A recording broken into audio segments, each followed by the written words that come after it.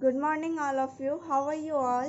Today I am going to start next video of chapter 1 of class 8. इससे पहले वाले video में हम लोगों ने प्लफिंग के बारे में पढ़ा था, यानी प्रिपरेशन ऑफ सॉइल, फिर सोइंग ऑफ सीड्स, फिर आपको पढ़ना है application of manure and fertilizers, यानी कि खाद का डालना। दोनों का हिंदी खाद ही होता है, लेकिन मैन्योर जो होता है वो ऑर्गेनिक होता है और फर्टिलाइज़र जो होता है वो इनऑर्गेनिक। ठीक है, दोनों में डिफरेंस है, वो आगे ही पढ़ेंगे हम लोग। Crop plants require nutrition for growth. Crop plant जब फसल उगा रहे हो उसको न्यूट्रिएंट्स चाहिए, जैसे आपको चाहिए वैसे प्लांट को भी चाहिए। These are obtain from soil. कहाँ से मिलेगा? सॉइल से। तो when a farmer grows crop continuously in the same field the soil becomes poor in nutrients. जब कोई किसान एक ही क्रॉप बार बार उगा रहा होता है तो उसमें क्या होता है? सॉइल में न्यूट्रिएंट्स की कमी हो जाती है। एज ए रिजल्ट, जिसके रिजल्ट में क्या? क्रॉप यील्ड गेट रिड्यूस्ड, जो उसको उपज जो मिल रहा है वो कम हो जाता है। There are 3 ways to overcome. 3 तरीका है इससे बचने का। ठीक है, क्या? Leave the field uncultivated for 1 or more seasons, यानी कि आप खेत को, फील्ड को ऐसा ही छोड़ दीजिए, उसमें कोई खेती नहीं कीजिए एक या उससे कुछ ज़्यादा सीजन्स तक। This practice is called fallowing. ठीक है, इसे क्या बोलते हैं? Fallowing. This allow the soil to naturally regain the nutrients. इससे क्या होगा? नेचुरली वो वापस अपना न्यूट्रिएंट्स ले लेगा। The decomposition of dead plants and animal by microbes is responsible for returning the nutrients to the soil. ये एक से ज़्यादा सीजन तक छोड़ने से होता कैसे है? न्यूट्रिएंट्स रिगेन कैसे होगा? तो जब आप उसमें खेत को वैसे ही छोड़ दोगे, फील्ड को वैसे ही छोड़ दोगे, तो उसमें कुछ प्लांट जो मर गए होंगे, कुछ एनिमल जो डेड हो गए होंगे, वो डिग्रेड करना शुरू करेंगे। डिग्रेड यानी सड़ना और गलना। किसके प्रेजेंस में? माइक्रोब्स के प्रेजेंस में। और उसको किस में बदल देगा? न्यूट्रिएंट्स में। और वो न्यूट्रिएंट्स वापस मिट्टी में मिल जाएगा। वही चीज़ यहाँ लिखा है। However this practice is not possible as the farmers need to earn money. लेकिन ये प्रैक्टिस पॉसिबल नहीं है, ये ऐसा नहीं कर सकती, इसलिए क्योंकि किसान जो है उसको पैसा अर्न करना है। ठीक है, तो वो इतने ज़्यादा अमीर नहीं है कि इस प्रैक्टिस को वो अपना पाए। So for economic reason following is not practise. इसका इस्तेमाल नहीं किया जाता इकोनॉमिक की रीज़न से, आर्थिक तंगी की वजह से। नेक्स्ट है आपका add manures and fertiliser. Add manure और fertiliser to the field from time to time, यानी कि आप खाद का इस्तेमाल कीजिए। अगर आप फॉलोइंग नहीं करना चाहते हैं तो खाद का इस्तेमाल करेंगे समय समय पर। The substance which are added to the feed in the form of nutrient for growing good crops are called manures and fertilizers. वैसा सब्सटेंस जो खेतों में डाला जाता है ताकि उसको न्यूट्रिएंट्स मिल सके और क्रॉप जो आप उगा रहे हो, फसल, उसका ग्रोथ अच्छा हो, उसे क्या बोलते हैं? Manures and fertilisers. Practise crop rotation. ठीक है, तो क्रॉप रोटेशन का आप इस्तेमाल कीजिए, यानी कि एक सीज़न में आप कुछ और उगा रहे हो तो दूसरे सीज़न में कोई और फसल उगाइए। ठीक है, एक ही फसल नहीं उगाना है। या फिर मिक्स्ड क्रॉपिंग, यानी 2 फसल एक साथ ही उगा लीजिए। ठीक है, इसे मिक्स क्रॉपिंग कहते हैं। To improve the fertility of soil, इससे क्या होगा? उपज अच्छी होगी सॉइल की। ठीक है, उपजाऊ होगा सॉइल। नेक्स्ट है आपका manures. The process of adding manures to the soil is called manuring, यानी कि सॉइल, मिट्टी में मैन्योर का डालना, खाद का डालना ही मैन्योरिंग कहलाता है। मैन्योर क्या है? ऑर्गेनिक, जैसा कि मैंने पहले बोला था, सब्सटेंस। कैसे मिलेगा? Obtain from decomposition of plant, यानी कि जो प्लांट सड़ या गल रहा होता है, या फिर एनिमल जो सड़ रहा या गल रहा होता है, उसी से हमें मिलता है। ठीक है, manures are generally added to the soil before sowing of seed. बीज को बोने से पहले ही मैन्योर्स डाला जाता है। 3 types of commonly used manures are. ठीक है, 3 टाइप है मैन्योर्स का जो कि यूज़ किया जाता है। First, farm yard manure. इसमें क्या होता है? किस चीज़ का बना होता है?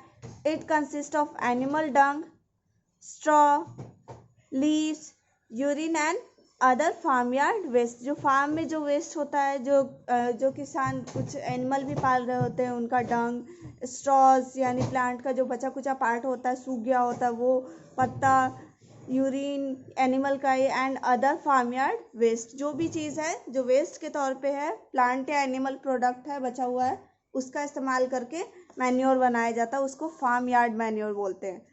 नेक्स्ट है green manure. It consist of green plants, commonly leguminous plants, ठीक है, लेग्यूमिनस प्लांट जिसमें लेग्यूम्स आते हैं, जिसमें मेनली पल्सेज आते, दाल, which are plough along with the ploughing of soils, ठीक है, इसका खेती किया जाता है, मतलब जब आप सॉइल को जोत रहे होते हो उसी टाइम इस ग्रीन प्लांट्स को, जैसे लेग्यूमिनस प्लांट हो, लगाया जाता है। नेक्स्ट है आपका कंपोस्ट। कंपोस्ट क्या है? ये भी एक तरीके का मैन्योर ही है। कैसे मिलेगा? Decomposition of dead plants and animals, dead plant और एनिमल के सड़ने या गलने की वजह से ये बनता है। Compost is made by farmer by dumping plant and animal waste into pits. Pits क्या होता है? गड्ढा, ठीक है, ज़मीन में एक गड्ढा खोदा जाता है और उसमें प्लांट का जो वेस्ट प्रोडक्ट है या एनिमल का जो वेस्ट प्रोडक्ट है उसको डाल दिया जाता है और उसको छोड़ दिया जाता है ऐसे ही सड़ने और गलने के लिए, allowing it to decompose.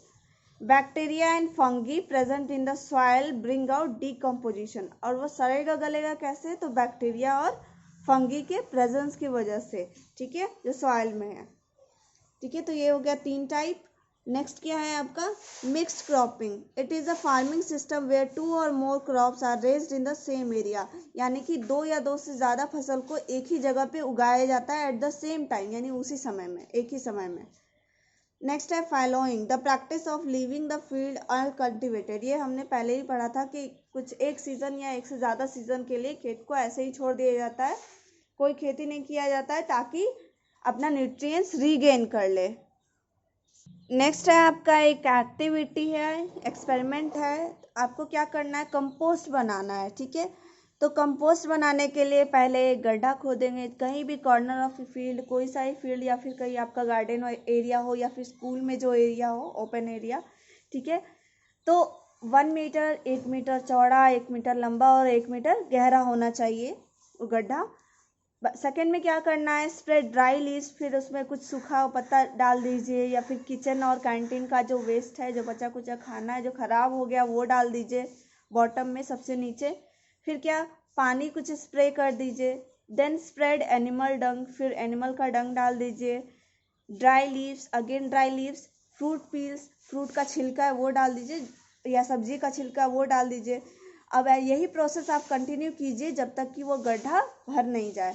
Next है आपका, उसको फिर कवर कर दीजिए मिट्टी से और ऊपर से थोड़ा सा पानी डाल दीजिए और उसके बाद 3 हफ्ते तक उसको छोड़ दीजिए, लेकिन लगातार आपको उसके ऊपर पानी स्प्रे करते रहना है ताकि वो गीला रहे, ठीक है, तभी उससे बैक्टीरिया और फंगी अच्छे से काम कर पाएगा, ठीक है। आफ्टर अबाउट 3 वीक्स, 3 हफ्ते बाद आपको क्या मिलेगा? ब्राउन कलर सब्सटेंस, ठीक है, वही मिट्टी चेंज हो गया ब्राउन कलर में। The compost is ready for use.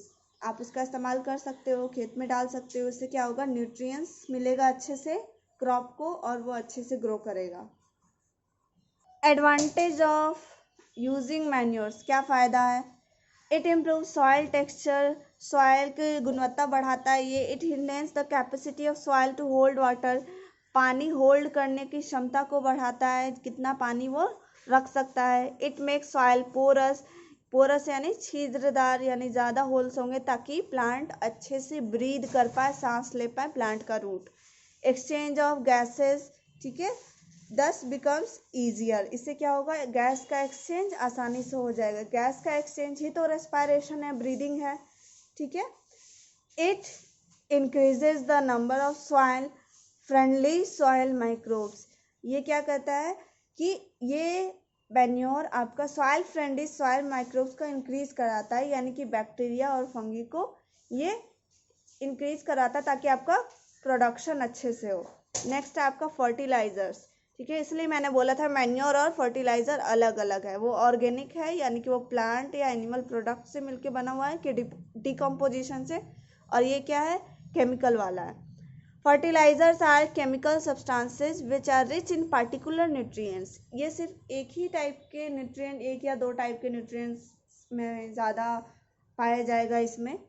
ठीक है, fertilisers are prepared in factories. Obvious सी बात है, ये केमिकल से बना हुआ है तो फैक्ट्रीज में बनेगा। The most commonly use fertilizer are NPK fertilizers. ठीक है, तो जो सबसे ज़्यादा इस्तेमाल किया जाता है वो NPK फर्टिलाइजर्स है। तो N stand for nitrogen, P stand for phosphorus and K stand for potassium. ठीक है, तो ये सब न्यूट्रिएंट्स है, nitrogen, phosphorus and potassium nutrients है। Some other fertiliser and nutrients supplied by them are. कुछ फर्टिलाइजर और कुछ न्यूट्रिएंट्स जो सप्लाई कर रहा है क्या है, यूरिया सप्लाइज नाइट्रोजन। यूरिया जो खेतों में डाला जाता है वो फर्टिलाइजर्स है और क्या देता है, नाइट्रोजन देता है। CAN calcium ammonium nitrate supply, ये क्या देगा, ये नाम है फर्टिलाइजर का, ये क्या देगा, कैल्शियम देगा और नाइट्रोजन देगा। नेक्स्ट है आपका di ammonium phosphate supply nitrogen and phosphorus. ये क्या देगा, डाई अमोनियम फॉस्फेट नाइट्रोजन और फॉस्फोरस देगा। ठीक है, तो नेक्स्ट वीडियो में हम लोग advantage of using fertilizer start करेंगे। ठीक है।